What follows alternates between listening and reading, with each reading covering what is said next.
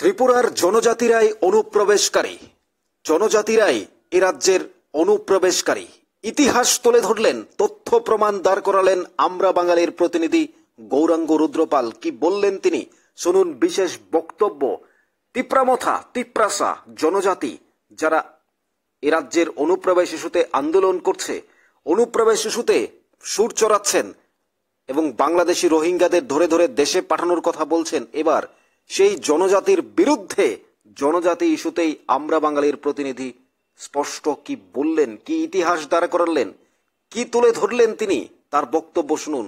জনজাতিদের এবার ইতিহাস তুলে ধরে তাদেরকেই বলছেন অনুপ্রবেশকারী। এ কি সত্য? কি বলবেন জনজাতিরা? 14 লক্ষ জনজাতি, তিপ্রামথা, তিপ্রাসা এবং রাজ্যের 40 লক্ষ মানুষ, প্রত্যেকে শুনুন আমরা বাঙালি প্রতিনিধির বক্তব্য। তিপ্রাসা কি বা জনজাতি কি সত্যি অনুপ্রবেশকারী? এই বক্তব্য শোনার পর আপনার মতামত কমেন্টস বক্সে প্রত্যাশা করছি। আজকে এই যে অনুপ্রবেশ যাদেরকে আমাদেরকে বলা হচ্ছে, ইতিহাস কি বলে, কারা প্রকৃত অনুপ্রবেশকারী? ইতিহাস ঘাটলে দেখা যাবে অনুপ্রবেশকারী হচ্ছে উপজাতিরা। আমরা যদি ত্রিপুরার যে সেন্সাসের ইতিহাস, আজকে এই যে অনুপ্রবেশ যাদেরকে আমাদেরকে বলা হচ্ছে, ইতিহাস কি বলে, কারা প্রকৃত অনুপ্রবেশকারী? ইতিহাস ঘাটলে দেখা যাবে অনুপ্রবেশকারী হচ্ছে উপজাতিরা। আজকে এই যে অনুপ্রবেশ যাদেরকে আমাদেরকে বলা হচ্ছে, ইতিহাস কি বলে, কারা প্রকৃত অনুপ্রবেশকারী? ইতিহাস ঘাটলে দেখা যাবে অনুপ্রবেশকারী হচ্ছে উপজাতিরা। আমরা যদি ত্রিপুরার যে সেন্সাসের ইতিহাস, ত্রিপুরা মার্চ করে ভারতের সঙ্গে 49 সালে 15 অক্টোবর 51 সালে প্রথম লোক গণনা হয়। 51 সাল থেকে 2011 পর্যন্ত হিসাবটা আমাদের কাছে আছে, তারপরে কোন সেন্সাস হয়নি। এইখানে যে লোক সংখ্যার যে হিসাব আমরা দেখেছি যে ত্রিপুরাতে বাঙালি জনসংখ্যার বৃদ্ধির হার এই 40 বছরে 51 থেকে 2011 দেখা গেছে 460.87% বৃদ্ধি হয়েছে বাঙালি জনসংখ্যা। আর এই জায়গাতে উপজাতি জনসংখ্যা বৃদ্ধি পেয়েছে 507.56%। তাহলে কি দাঁড়ালো এখানে মেয়েদের? এখানে মেয়েদের অনেক বেশি, প্রায় কি বলবো 47% লোক উপজাতি জনসংখ্যা বেশি বেড়েছে। এই যে ঘটনাটা, আজকে আমরা ত্রিপুরার বাঙালিরাই ত্রিপুরাতে আছি। আগে যারা সমতল ত্রিপুরা ছিল, দেশভাগের কারণে, পরিস্থিতির কারণে আজকে আমাদেরকে আসতে হয়েছে। যদি ত্রিপুরাটা আজকে ভারতের ইউনিয়নের সঙ্গে যুক্ত হতো দেশভাগের সময়, বা ত্রিপুরা ভক্তির সময় যদি এই ইউনিয়নে যুক্ত হতো, আমাদের আসার কোনো প্রয়োজন ছিল না। কাজে এই পরিস্থিতি কারণে যাদের আসতে হয়েছে, সেই সঙ্গে উপজাতিরা হচ্ছে, চাকমা মুখ থেকে শুরু করে তারা হচ্ছে, তাদের কথা তো বলছে না, এরা চেটিয়া বলছে বাঙালি। তো এই জায়গায় দাঁড়িয়ে আমরা পরিষ্কার বলতে চাই যে এটার পেছনে একটা গভীর রাজনীতি এবং বাঙালি বিদ্বেষ কাজ করছে। সেই সঙ্গে আরো এই একটা বই আপনাদের সামনে আমি তুলে ধরছি। এটা বিলুপ্ত রাজ্য সমতল এবং হরিকেলের কথা বলা আছে। এই বইয়ের যিনি লেখক যখন আচার্যী, তিনি তথ্য প্রমাণ দিয়ে দেখিয়েছেন যে 15 শতাব্দীর আগে এই ত্রিপুরায় যে কোনো উপজাতি রাজত্ব ছিল না। 15 শতাব্দীতে আমরা যে ইতিহাস পেয়েছি, ত্রিপুরার সবচেয়ে যে প্রথম রাজা, তার নাম হচ্ছে রত্নমাণিক্য, যার পূর্ব নাম ছিল রত্নপা, তার পূর্বপুরুষের নাম হচ্ছে মুচাংপা। তারা এসছে 15 শতাব্দীতে দুর্ভিক্ষতারিত হয়ে বর্তমান যে মায়ানমার বা ব্রহ্মদেশ, সেখান থেকে। তার আগে এদের আদি বাসস্থান ছিল মঙ্গোলিয়া। আজকে এখানে এসে তারা এখানে ত্রিপুরাতে এটাকে নিজের ভূমি বলছে। এরা আসলে কি বলবো অনুপ্রবেশকারী আর বাঙালির বহিরাগত। আর বাঙালিদের আদি জায়গা হচ্ছে ভারতবর্ষ, এই বাংলা। বাঙালিরা এখানকার ভূমিপুত্র। সেই জায়গাতে আজকে আমাদেরকে এইভাবে অপমান সূচক কথাবার্তা বলা হচ্ছে এবং এই কথাগুলি সমর্থন যুগে যাচ্ছে সব কটা দল, শাসক দল থেকে শুরু করে সিপিএম, কংগ্রেস, যার জন্য এরা এত শক্তি পাচ্ছে। এই জায়গায় দাঁড়িয়ে আমরা পরিষ্কার ঘোষণা দিতে চাই, এই ধরনের অপমানজনক কথাবার্তা আমরা আর মেনে নেব না। অতীতে আমরা অনেক আঘাত সহ্য করেছি, 80 জনের গণহত্যা থেকে শুরু করে, আমরা আর এগুলি মেনে নেব না। এবং যা আমাদের অধিকার রক্ষা করার জন্য করার প্রয়োজন পড়ে, আমরা সবকিছু আমরা করতে রাজি আছি, আমরা করব। অস্তিত্ব অধিকার রক্ষা করার সবাই স্বাভাবিক প্রবণতা, এবং এই দেশ আমাদের দেশ, আমাদের পূর্বপুরুষরা ভারতবর্ষকে স্বাধীন করছে বাঙালিরা।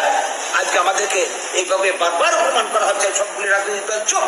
হ্যাঁ, সেই জায়গায় আজকে আপনাদের মাধ্যমে আমরা এই বার্তাই দিতে চাইছি, যারা এই ধরনের আমাদেরকে বারবার অপমান করছে তারা যাতে সাবধান হয়ে যায়। এবং ত্রিপুরা রাজ্যে ট্রাইবেল বাঙালি মিলেমিশে আমরা থাকবো, সমান অধিকার নিয়ে থাকবো, আমরা ওদেরকে বঞ্চিত করতে চাই না। এরা বারবার আমাদের বিরুদ্ধে আঙুল তুলছে। এই ত্রিপুরা রাজ্যে ভারতের সঙ্গে মার দেওয়ার আগে এই রাজ্যে কতজন ট্রাইবেল শিক্ষিত ছিল, কয়জন এমপি ছিল? আজকে ঘরে ঘরে এমপি, এত শিক্ষার হার বেড়েছে, ডাক্তার ইঞ্জিনিয়ার সবকিছু হয়েছে। এটা কার দৌলতে? বাঙালির দৌলতে, বাঙালিদের দ্বারা আজকে গুলমারা বিজ্ঞা প্রয়োগ করা হচ্ছে উল্টা বাঙালিদের উপর। এগুলি আমরা সহ্য করবো না। এরা এগুলি অপপ্রচার বন্ধ করুক। শুনলেন কি বললেন আমরা বাঙালির প্রতিনিধি গৌরাঙ্গ রুদ্রপাল।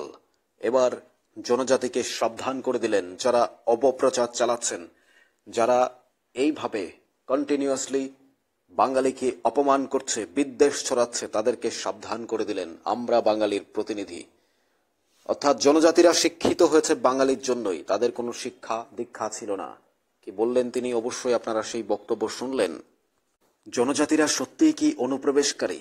যে ইতিহাস, যে তথ্য দাঁড় করালেন, সে তথ্যতে বলেছেন যে তিনি কখন জনজাতিরা এই রাজ্যে এসেছে, কোথার থেকে এসেছে, কিভাবে এসেছে, তারা কি করেছে, তারা এই রাজ্যে কিভাবে ছিল, সেই ইতিহাস তথ্য প্রমাণ তিনি তুলে ধরলেন। তার মতো করে যে বইগুলো ছিল, বইগুলোর নাম বলেছেন, সেখান থেকে তিনি তুলে ধরেছেন।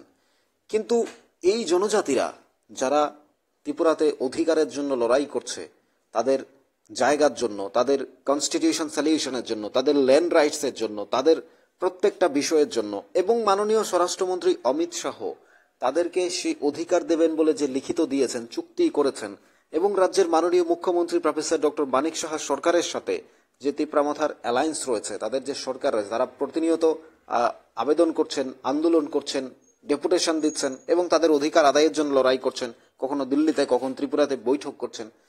এই যে জনজাতিরা, তাদেরকে নিয়ে যে কথা বলা হলো, রাজ্যে কোথাও কোথাও মাঝে মাঝে বিশৃঙ্খল পরিস্থিতি, অর্থাৎ মাঝে মাঝে কোথাও কোথাও তিপ্রাসা বাঙালির মধ্যে একটা পরিস্থিতি, অধ্যত্বপূর্ণ পরিস্থিতির সৃষ্টি হয়, সেটা অস্বীকার করা যাবে না।